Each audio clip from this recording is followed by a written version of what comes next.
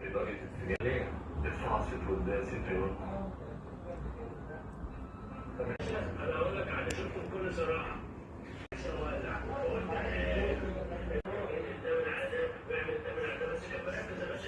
شكله مش تعرف يا باشا، ما فكرش الذاكره ولا حاجه.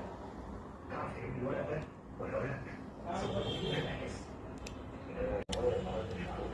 اكيد بيروح معمل يجرب التركيبات دي، واكيد برضه في ناس بتساعده.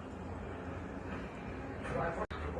بالعب برضه مش وقتك، بس ما تنساش ان انا رجعت جامعه الخطوه قبل ما ارجع. انا مش فاهم بس ايه المشوار اللي بتروح كل اول.